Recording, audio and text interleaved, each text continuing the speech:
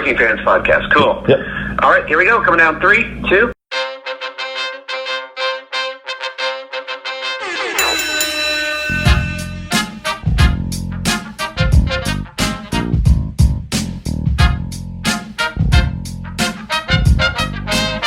Welcome back for another week of the Working Fans Podcast. This is AJ. I'm the former wrestler. We've got Dave, the ultimate fan, here with us. As we do every week, our producer Joe likes to make us sound good and makes us look way more professional than we actually are.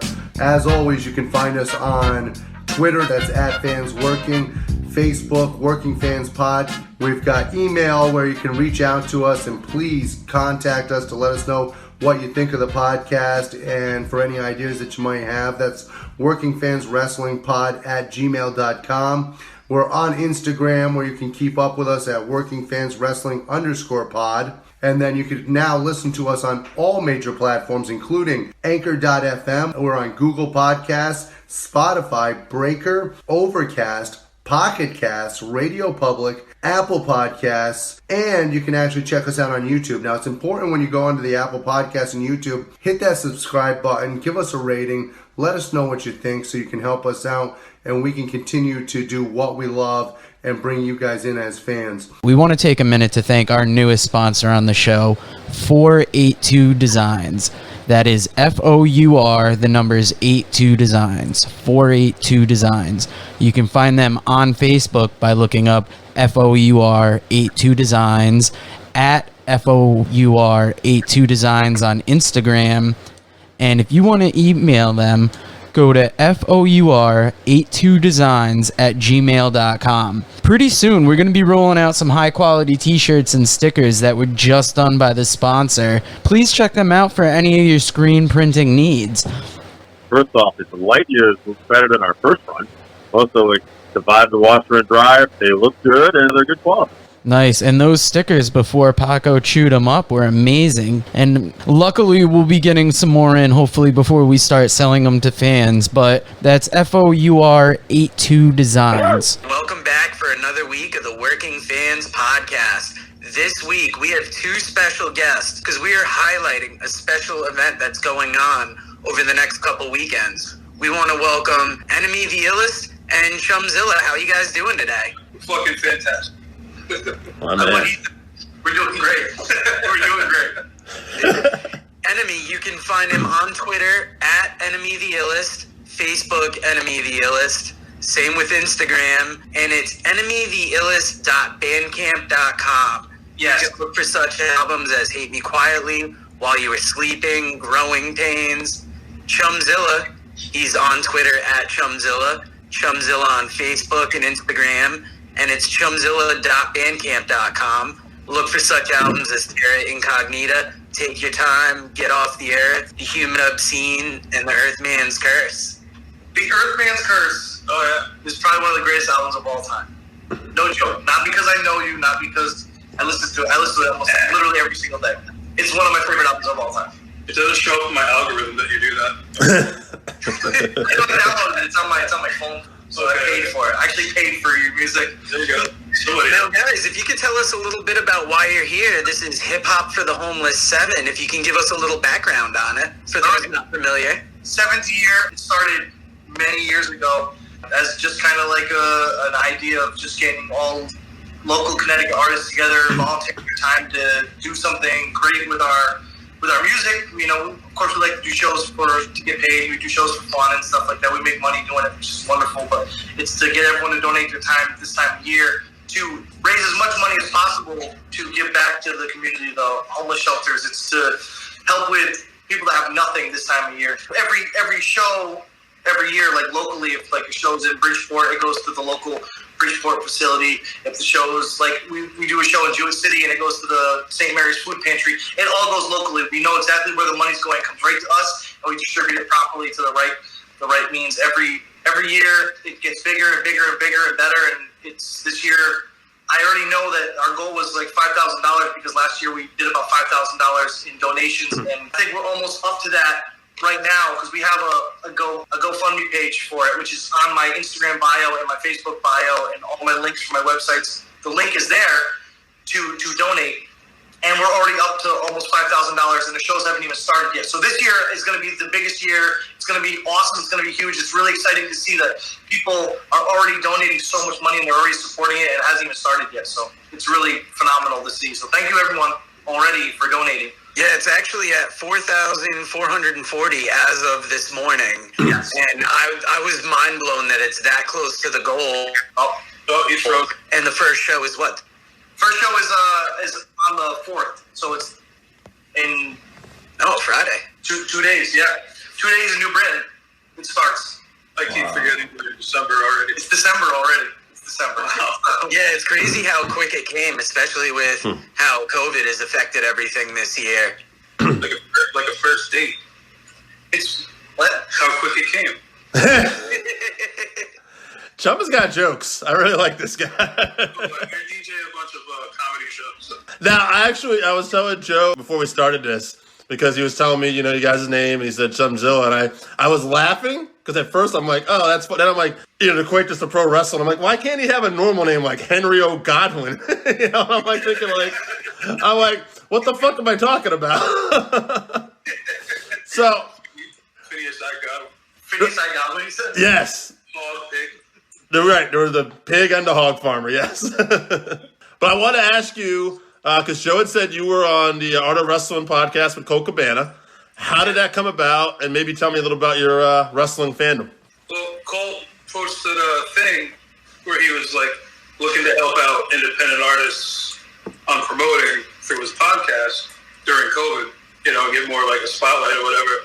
So I sent him a DM with a link. And he's like, he wanted me to pick the song, and I was like, no, you pick the fucking song.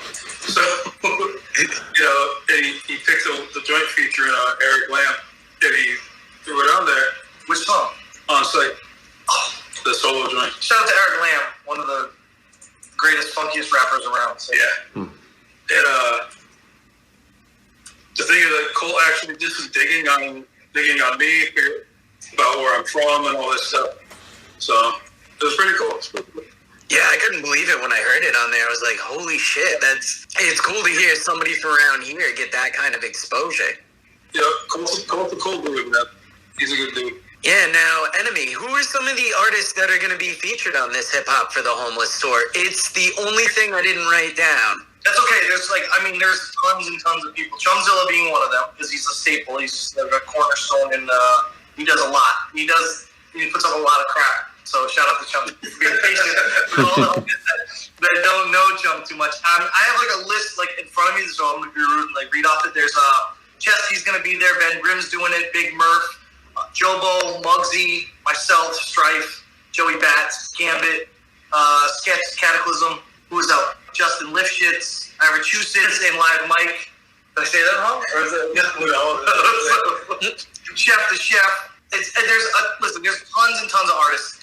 There's a flyer on my Instagram at Enemy the Illest. I'll be putting up another flyer in days too, just to refresh everyone. There's little post-it notes on the bottom of all the names. Most of the names I know that are Red Baron's doing it. Ron Lynch is doing it. You know Ron from me and Strife and Ron doing our live videos on Facebook and Instagram and stuff like that. 1/3 of the boys. He's 1/3 of the Banter Boys. So he's the kind of what would he do? He's kind of like the voice of reason, right? Except for when he rips his shirt off. The last live video he ripped his entire shirt off his body.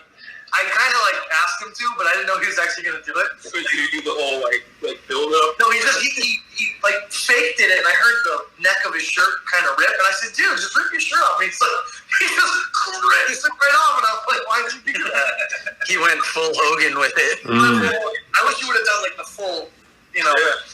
So. Anyway, tons of artists. It all started with a lot of Connecticut artists, rappers and singers and whatnot. And then it branched out. We'll take some people that people got really interested in. Massachusetts is from Massachusetts. And he's been doing it the last few years, and he always loves to come to support. He brings people from out of state to show them it's cool to be nice. It's the time of year to give back and to give to people that have absolutely nothing. So it's a small token of what you can do for your community, for other people that really need it, and it's the time of year to really do it. You should do it all year, but now it's an excuse to really pay it forward and to donate a lot. Donate your time, donate. I mean, most years we accept clothing donations and canned good donations, but this year it's a little bit tougher to get that out to places. So we're asking a lot of money donations, and we'll make sure that it gets in the right hands and goes to the right places. You got to trust in us to do it, but we've done it every single year. We've made huge differences all over the state by doing it. So, but if you want to donate physical stuff, the biggest things that are needed right now for homeless people is socks and sleeping bags. Socks and sleeping bags. Yes. And feminine products too. Yeah, feminine products. Don't forget that. A lot of people donate coats all the time. All right, tampons. Just say tampons. All right, tampons. But I mean, they'll take coats and stuff like that. But a lot of people are donating coats and hats. They don't realize that they need toiletries. They need sleeping bags. They need socks, clean underwear. That's super important. It's overlooked most of the time too, and it's something just to readdress with listeners out there, people listening in and coming to these shows, and we'll address it during the shows too. But it's very important that people are aware of that also. I mean, of course they need coats and whatnot, but those are some things that people don't necessarily remember. OG Kenny from out here told me that. Oh, okay. So, because I just straight out asked him. We had a dude that we call OG Kenny. He was a homeless guy, and he was one of the most helpful dudes ever. He used to help me load in and out of the Oasis all the time.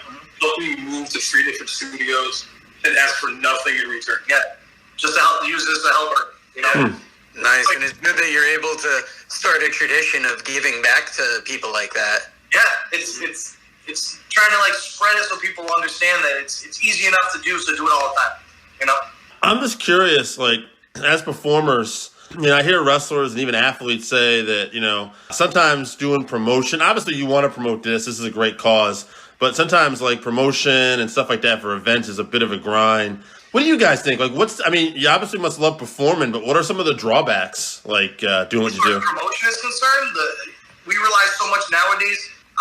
Chum and I come from the old school days of putting up flyers on telephone poles, flyers at shows and stuff like that. That day is gone, where people put a flyer up on social media and they expect everyone to want to come to it, but it's a flash in the pan nowadays. You put a flyer up today for a show in 2 weeks, people a week from now will forget all about it because there's so much stuff in their face. So it gets lost in the algorithm. It's the fine art of beating the algorithm, politely begging your friends to like and share posts, which seems easy enough, but we do live videos and we'll say, hey, just like and share this post, and people in the comments will be like, I'm going to like this and share this, and they flat out lie to you. And no one likes it, and no one shares it, because if it's on their page, their friends see it, they don't understand it's costs nothing to do that, and it helps out considerably. So if you see a flyer, or if you see a friend doing something and they say like and share, just like it and share it.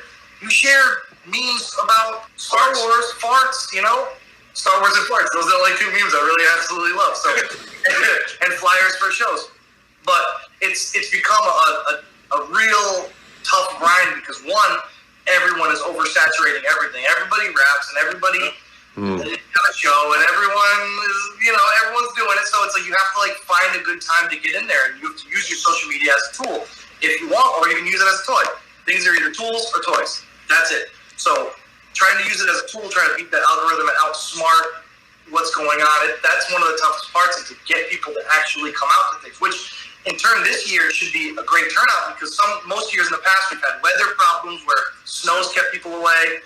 We've had excuse problems where people are like, oh, I wish I would have made it. I wish I knew about it, and we've been promoting for months straight. Oh, I didn't even know the day after. I wish I would have known. I would have gone. Now you have no excuse. You can sit at home, you can drink, you can eat a little food, you can do whatever you watch your kids run around and still be a part of the show and have zero excuse of why you shouldn't show up and tune in and in turn donate, which we always appreciate everyone coming out to the shows. We appreciate everyone liking, even the people that show up after the show and they're like, oh, I wish I would have known about it. Well, try to make an effort next year to come, or you can still donate. There's always a reason why you can instead of a reason why you can't, So the biggest drawback of promoting it is promoting it. Yeah. No, I get that. It's funny. I was actually asking people today, other podcasters, what do you guys do to help promote? People with more views than us, and it's all the same. Social media, Instagram, Twitter. And I'm like, man, I want something different. Is there a secret? It's a lot of hard work and a lot of homework where you have to interact with people. You can't just hope that people are going to see you and repost stuff. Right. People comment on your stuff. I'm guilty of this too. I don't do it a lot of times. It's you can't just like their comment. You have to comment and comment back to them. Get into a conversation. It's exhausting sometimes. Yeah. It's all part of this. You have to put in the homework and you have to put in this hard work to generate likes and views and more of a basis and a fan base and stuff, because rare, it's 1,000,000 to 1 where you're going to get like retweeted and go viral and stuff. Like, you can't hope that every single time you're going to go viral. And like in my case, I'm honestly pretty socially inept in a lot of areas. Right? And like I'm a shut-in. You know, I'm a total introvert. I don't go anywhere. Lockdown was nothing for me. Just another day. But like, you're an expert at lockdown. Yes, I say a lot of really dumb shit on Twitter, right? But it gets a lot of interaction, you know. So then, like, during a lot of that, I'll sneak in like, "Hey, there's Terry Incognito." Yeah, you definitely do that. You know, it'll poke the bee's nest, and when the bees come out, you're like, "Here's my album," and then they buy it or they listen to it. Then my numbers go up a little bit, and I'm like, "All right, cool." Yeah. That makes sense. You just got to kind of engage and get into it with people and, you know, get the word out. I just hope that people support you, and it's like people will say they support you and stuff like that, but like I said before, it takes nothing to like and reshare something and tell somebody about it. It's free. It's free to tell your friend, hey, listen to the podcast. It's free to tell your friend, hey, tune into this streaming free concert on this night when you're already going to be home. It's free. You don't have to drive anywhere. You don't pay a cover charge. You don't have to be like asked to do anything. You don't have to donate. You just tune in, and it's just you're a part of it. And that's what we want people to understand too. Don't feel obligated to do anything. Just tune in and tell your friends about it. That's it. And now, how can people watch this? The individual performances. There'll be more information coming up this week with links and all the details for it. Right now, it's just kind of still finalizing all the loose ends. But we'll be blasting out where you can be seeing it, like which services will be streaming it, and all the details to follow with that. Nice. Now, I almost got the impression from reading Joey Bat's Facebook that did this year almost not happen? Yeah, we didn't know how we were going to do it, because at first, when lockdown first happened, of course, you're like, oh, it's going to last a month, and it'll be back to normal. And then all of a sudden, 7 to 8 months later, you're like, oh my gosh, nothing's changed. No live venues are open, no music, no shows. People are doing shows and getting fined for it. They're getting in trouble. Yeah, I don't want to go to one right now. Yeah, I mean, people won't. Even if we could do a live show, who would show up to it? People would be too afraid. What are we going to do, perform with masks on and stuff like that? So we're just trying to adapt and overcome and said, why don't we do like virtual shows? Will it work? We didn't know. We don't even know if it's going to work. I don't know.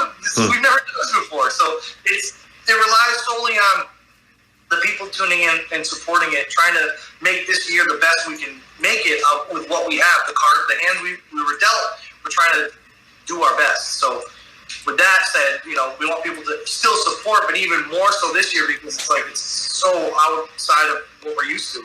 We're making lemonade out of lemons. We're making chicken salad out of chicken food. 100%. Now, Dave, do you have any more wrestling questions before we wrap up here? I'm just going to read something quick off the go. Yeah, I got one question. Not really a wrestling question. Just as performers, not having that live crowd, is that challenging? I don't know. First time, right? Yeah. It's weird, because I was talking with Strife, who was my rapid counterpart, about my live set relies a lot on crowd participation. Yeah. It relies, Joe, you've been to shows. You see the call and response. You know that I say put your hands up, and it's going to be like, are you out there putting your hands up? I know, and it's especially wild when it's in Jewett City, too, because if anybody has put Jewett City on its back, it's Enemy. And when you see him say, Jewett City, stand up, Jewett City gets up. Yeah, it's just, so we don't know how this is going to be. It's just all... Here goes nothing, really. You know, it's just kind of like we're gonna wait and see. Like, it's weird because like the way I DJ, I feed off the crowd, right? And when I'm down in my studio and I'm live, I don't have that. Like, I got my Macho Man cut out and I got Wu-Tang posters. You know, cool. You get bored real fast. Yeah. You rely on the people commenting in and streams. It's not as organic as people in your face. And even I miss the people that would come up and be like, yo, when are you going to do this song? And I'm like, just let me do it. But I don't miss it. So I miss everything about live football. So we're going to, it's uncharted territory. We're going to just go into it and just make the best of it. Awesome. See what happens.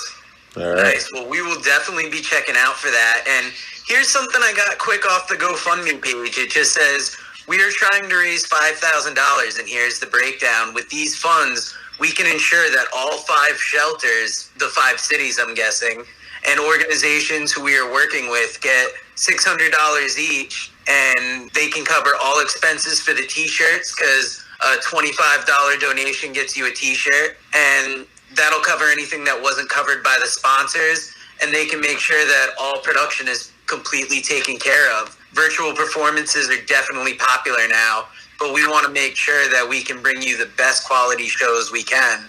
Top of the line audio, video, and live coverage and interviews with the local artists that you want to see. And if they go over $5,000, they'll split up the dollar amount and give it to the individual shelters and organizations. I put in my $25.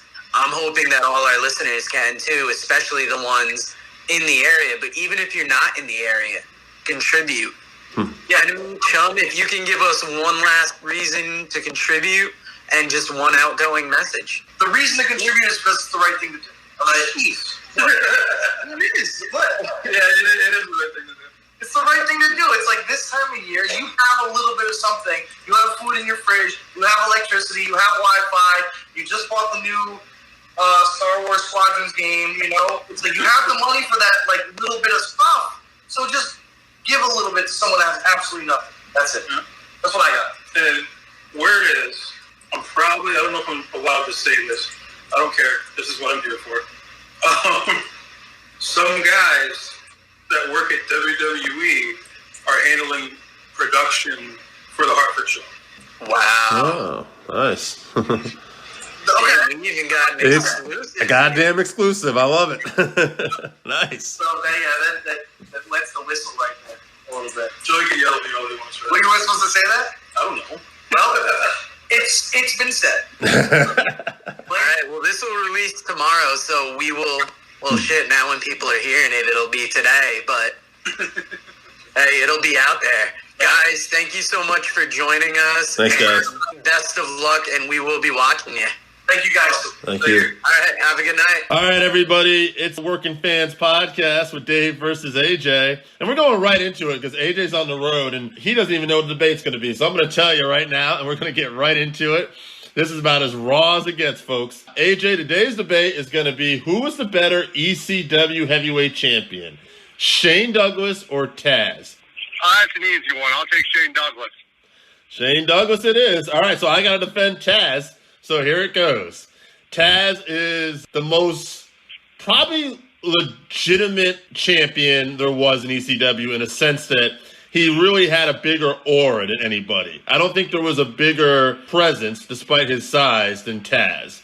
Tazz really came off like he could legit kick anybody's ass and hurt you.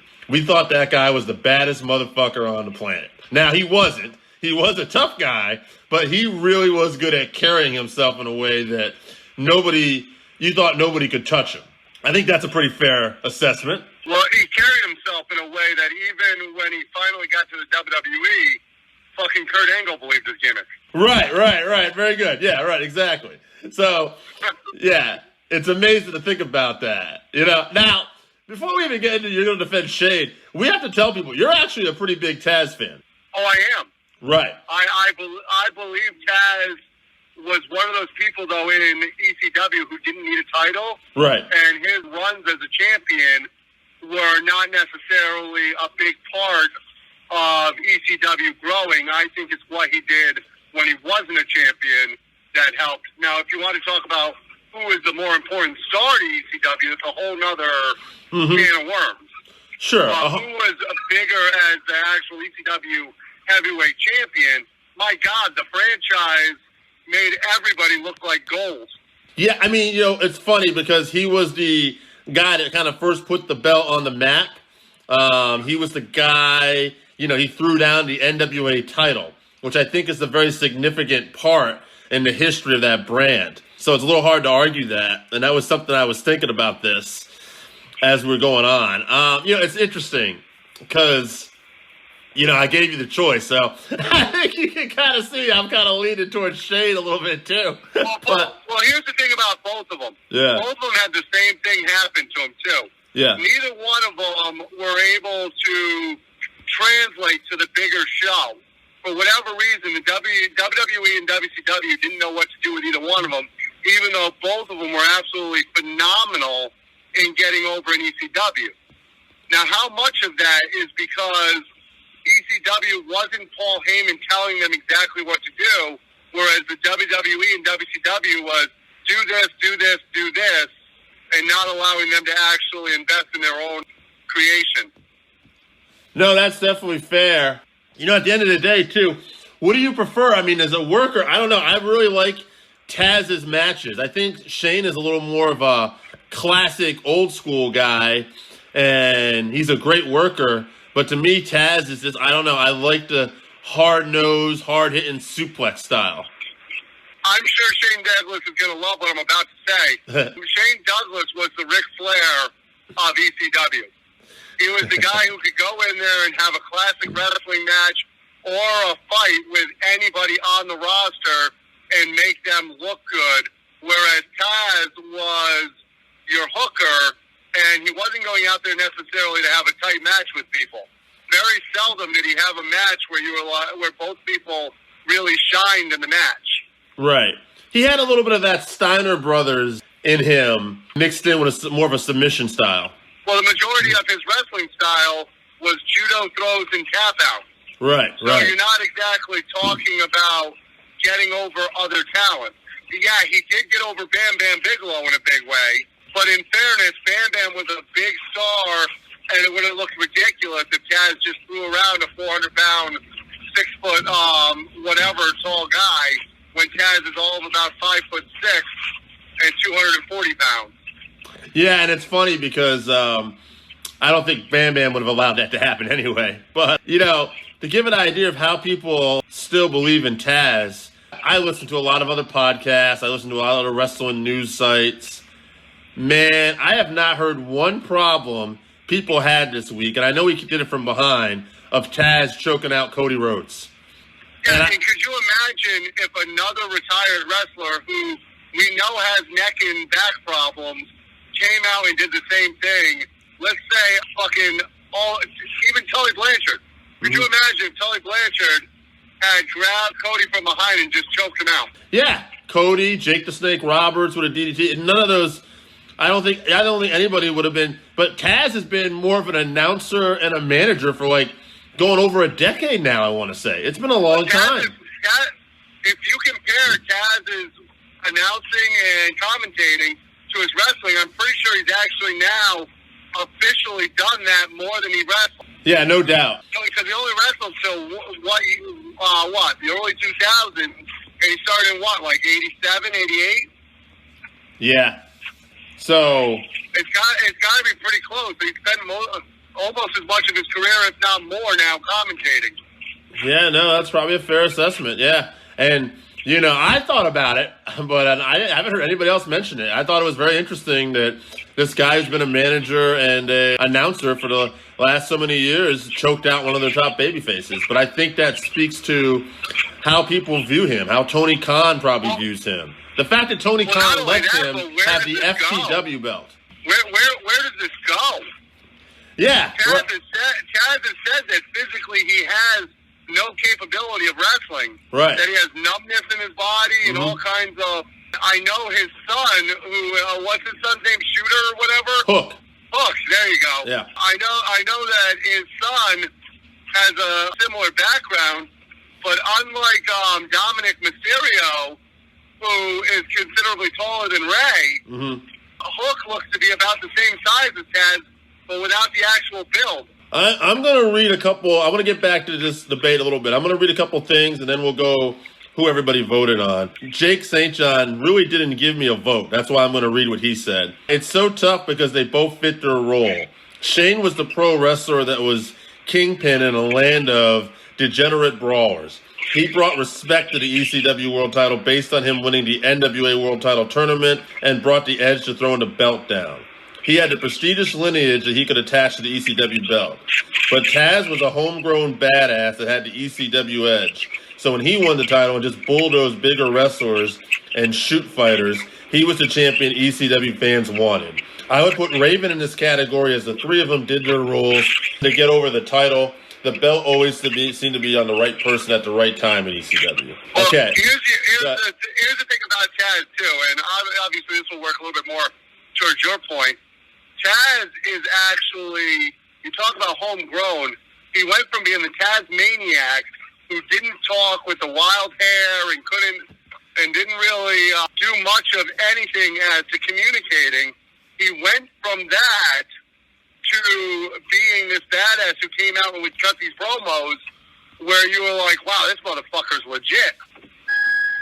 Yeah, he definitely turned his career around, and he definitely brought himself to another notch. You know, at the end of the day, though, I had polled about 4 people, which was a mistake because we could have had a tie, but we didn't. All 3 people really loved both these guys, but in the end, they voted for Shane Douglas. So. Yeah, and like I said, the debate is not who is a bigger presence or who grew more or who drew more in ECW. It's who was the champion. And quite frankly, when you think about the championship, the ECW championship, one of the people that is synonymous with it is Shane Douglas. When I think of the ECW championship, I don't really think of Tazz. I think of him with the FTW. I think about him feuding for belts, but I don't think about him as a champion. The 2 guys who I really think of as champion, to be honest with you, are Raven and Shane Douglas. Yeah, no, I agree. No arguments here. At the end of the day, we love them both, but this victory is going to Shane Douglas, the franchise. So absolutely. That's it for Dave and AJ. We're out. All right, everybody, it's the 5-3-1 today, and there's no music. That's because we don't have producer Joe with us. It's just Dave and AJ on our own. They left us alone to do another 5-3-1. After what happened with Kane being the #1 masked wrestler of all time last time, I thought for sure as shit this wouldn't happen again. But AJ, we're back. We're doing it. What the hell? Seems like a mistaken judgment to me, but whatever. They fucked up. But you know what? I'm going to kick it off, and we're doing the top 5 greatest Bret Hart matches of all time. Now, I'm a big fan of Bret Hart. AJ's a bigger fan of Bret Hart. But we're going to do this today, and we're going to light it up. So, I'll start off with Randy Osgood.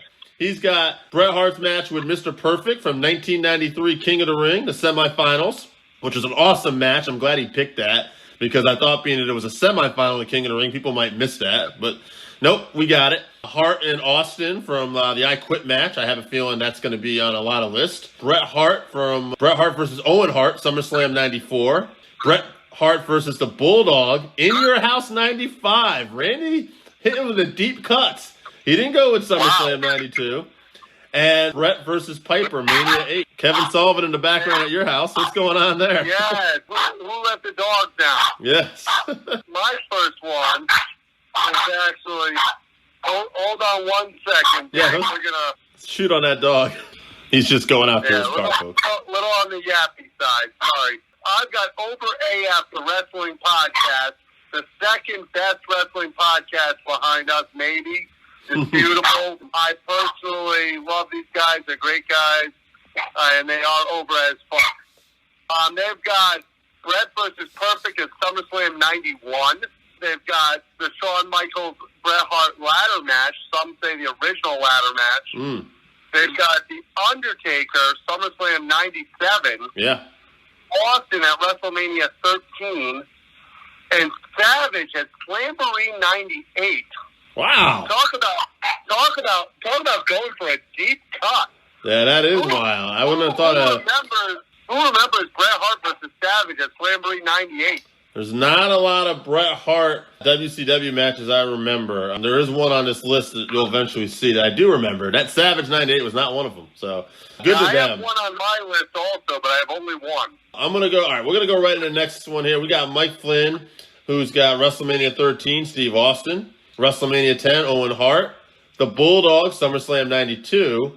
Piper, Mania 8. And he's also got Taker from SummerSlam 97. Surprised that made 2 lists, but it did. It is a good match. I just think that's one where Sean's the referee, right? Yes, very good, man. And Bret spits on him, and he ends up taking out the Taker. Yes, that's right. That was in August of 97, and it was only going to be a few months more later before those two had the infamous screw job match. But we'll get there. Who you got? Absolutely. Dude, I got to find folks from WrestleTopia, which you should definitely check out. Mm-hmm. If you're a wrestling fan and love all things wrestling, WrestleTopia is the place to go. But he's got Bret Hart versus Davey Boy, SummerSlam 92, which I think might make a few of the list. Yep. Here's a dark horse. Bret versus Hakushi on Raw. Bret versus the 1-2-3 Kid from Raw. Okay, I know that one. Bret versus Diesel, SummerSlam 95. And Bret versus Razor Ramon from the Royal Rumble 93. This is a damn good list of obscure matches. He's got some different ones in there, yeah. Now, I know those matches, but yeah, very good on him for doing that. He's been on the show before, great guy. Love WrestleTopia. I'm going to go right to a regular on the show, Scott from Voluntown. He's got Owen Hart at Mania 10, but he's also got Owen Hart from SummerSlam 94, the cage match. He's got Austin from Mania 13. I feel like that's going to be in our final 3. Bulldog 92, and he's also got Perfect from SummerSlam 91. Now, those are all rock solid. And the Mr. Perfect one, I'll be honest with you, that is such a wrestling classic, but it's hard for me to consider that one of Bret's greatest matches because he's in there with someone who literally could make anyone look amazing. Right. I mean, it's tough to say. If we look back to our list with Flair's greatest matches, how many times Steamboat makes that list too, right? I mean, good chemistry is good chemistry. And it is fairness. It is. And Perfect did have a bad back going into that match. Yeah, some people thought Bret aggravated that. I don't believe that, though. Yeah, only Kurt Hennig felt that way. He doesn't count. Now, speaking of people with great lists, this guy's only got one, but he's very, very righteous about how he feels about it. Oh, my God, I saw this. Go ahead. From Kevin Molnar, we've got the Iron Man Triple Cage on a pole match in WCW when he went against the great El Dandy. And he makes it clear that everything else on anybody's list is trash by comparison. Yes. The great El Dandy, who was a jam-up guy. I don't know why I don't remember that match, but we'll have to thank him. I think you can actually find it on WCW's greatest matches of all time. You know what? I'm going to let you read the next one on your list, too. All right, coming from Tim Hartford, we've got Mr. Perfect, SummerSlam 91. We've got Shawn Michaels' Iron Man match. Owen at WrestleMania 10. Bulldog at 92. And Austin and WrestleMania 13. If that's not basically the top 5 matches that anybody would think of big matches, I don't know if there is a list. Well, we got a write-in here right now from producer Joe. He gave me 4, and he gave me the honor of picking his 5th one. So let's start off with his 4. Bret versus Owen, Mania 10. Bret versus Austin, Mania 13. Bret versus Shawn, Survivor Series 97. And then the Survivor Series with Bret and his brothers. Oh, jeez. He's talking about the one where they took on Lawler and the Knights. What an odd one to pick, Joe. But well, that's Joe. Yeah.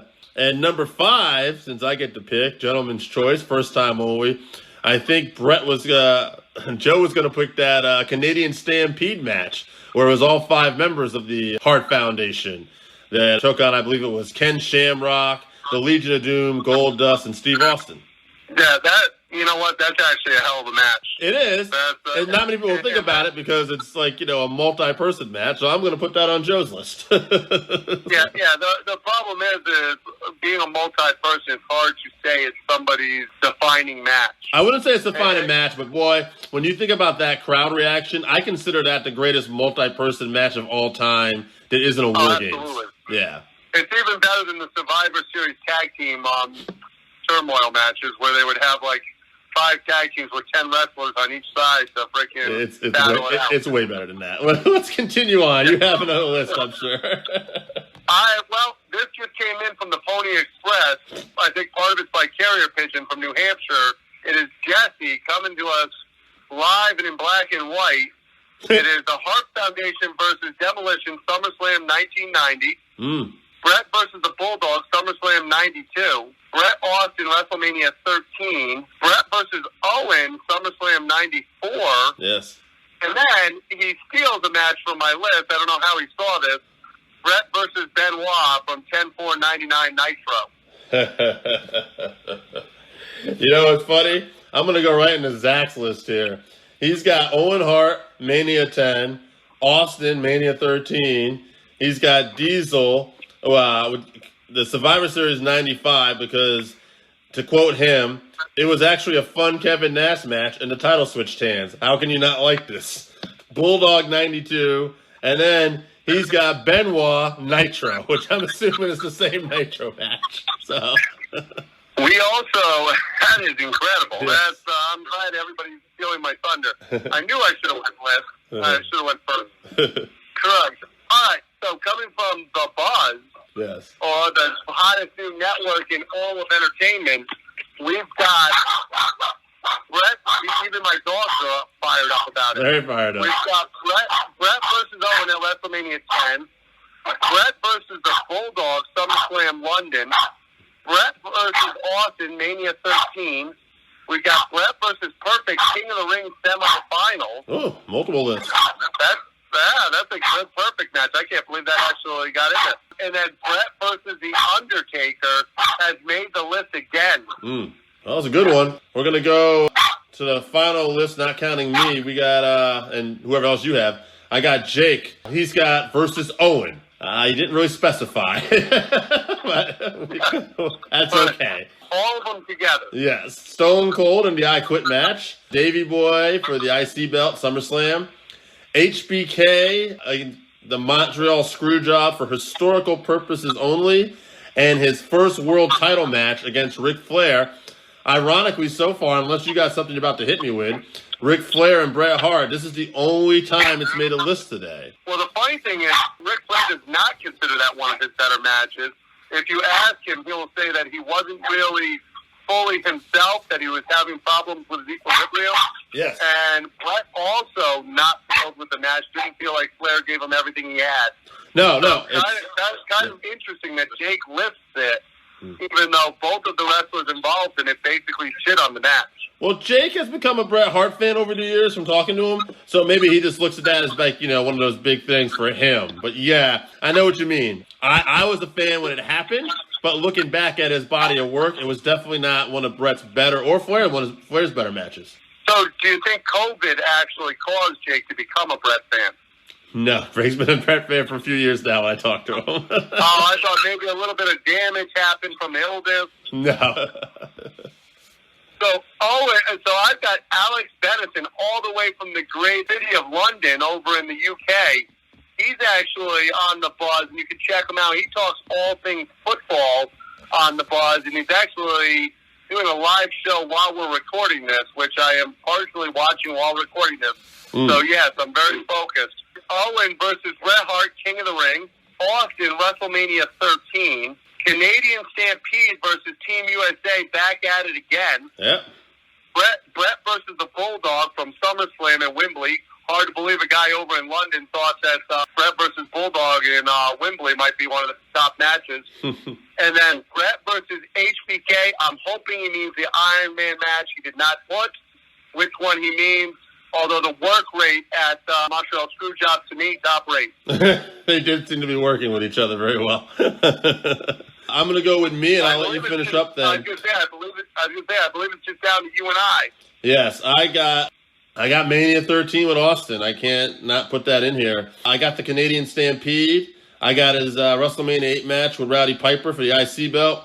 And I got both Bulldogs on here. I thought their chemistry was great. I got When I say both Bulldog, I mean both Bulldog matches. His SummerSlam 92 match, and like Randy, I also had the In Your House 95. So that In Your House 95, they got a little color. It ended up being a really good match if anyone wants to check it out. I want to say that the Hog Pen match, with Henry Godwin and Triple H was also on that match.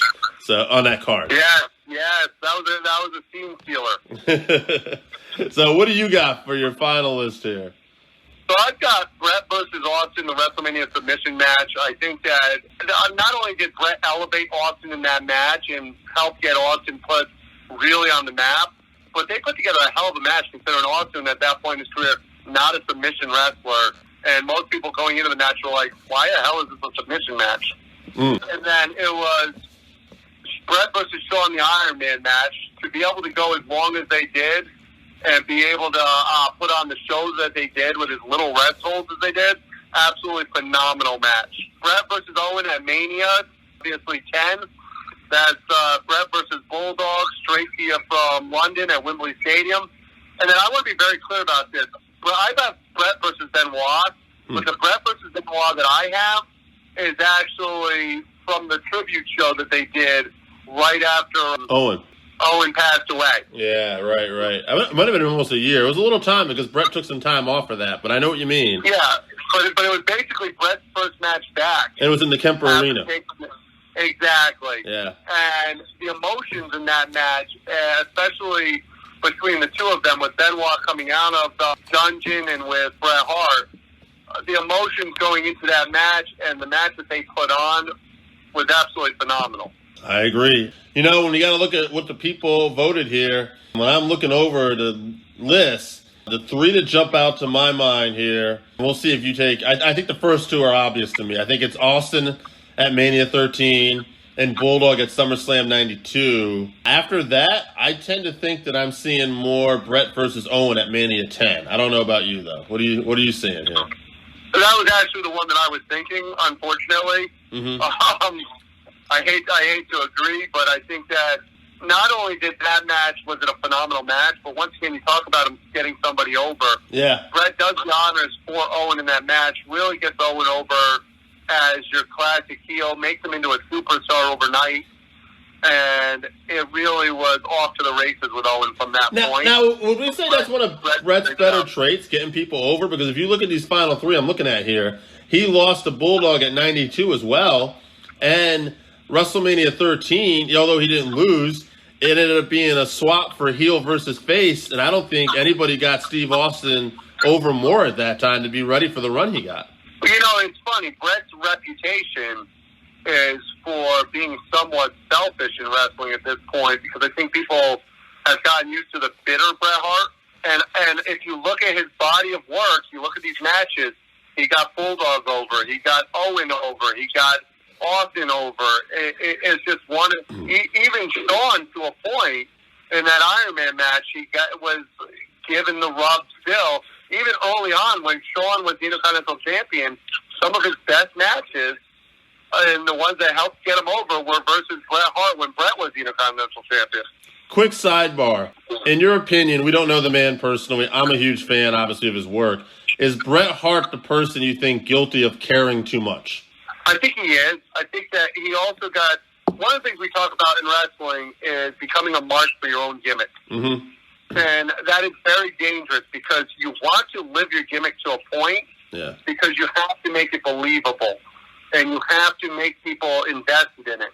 But when you cross the line and you start to live the gimmick and be the gimmick to a point where it becomes a detriment, I think that's where Bret Hart lost his focus. And he started to believe that I'm a hero thing a little too much. Well, it's interesting, though. I don't think for a second, like, when people ask Bret his opinion about something, like, I think we both agree, he believes 100% whatever he's telling you. So. Oh, absolutely. Yeah.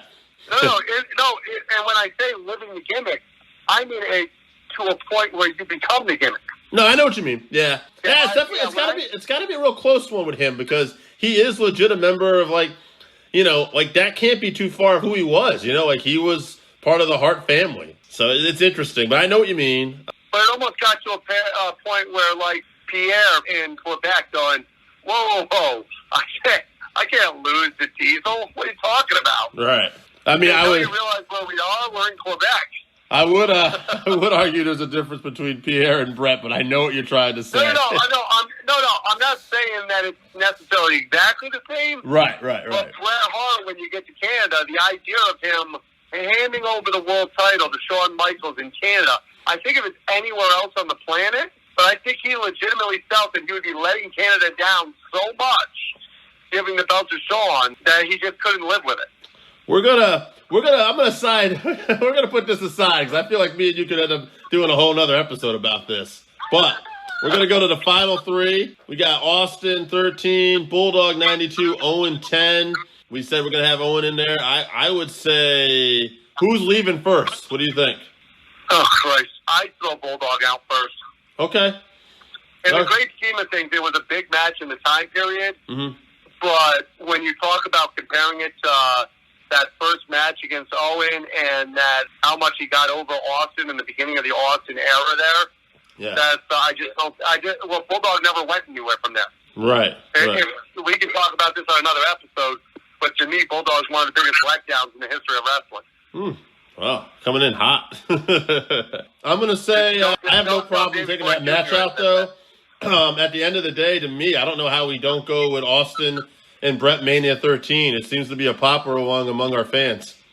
To me, that's Bret's signature match. And the funny thing is though he came away with the win in the match with Austin passing out in a puddle of blood and Shamrock standing over him, I think Bret got the least rub out of the match. Well, yeah, because what was that? That was WrestleMania 13, 97. So he would go on a hot streak there. That was where he would go on to do the face-heel thing. He was like a heel in the U.S., but a face everywhere else. However, that run was not very long. Yeah, he did a great job with it, and obviously that's one of the hottest points in his career. But it's the little things he did in that match. It's doing what he did with Austin, but also the way he backed away from Shamrock after the match. Bret Hart, the hero, doesn't back away from a fight. Bret Hart crosses the line into villainy and cowardice by all of a sudden going, no, and backing away from Shamrock. That had been the opposite of his character. No, agreed. I remember when he did that in my mind, like, okay, he's going to be a bad guy now. This is official, you know? Bret Hart, the hero, would have never backed away. No. Nonetheless, when it gets down to his great work, he's got a lot of great matches on here we all love, but it seems like Mania 13 is his signature match when it comes to the Working Fans podcast, and it does seem to make a lot of top all-time lists as well. So, well, here's the funny thing, and we can talk about this on another podcast at another time, but some might even argue that that's Austin's signature match.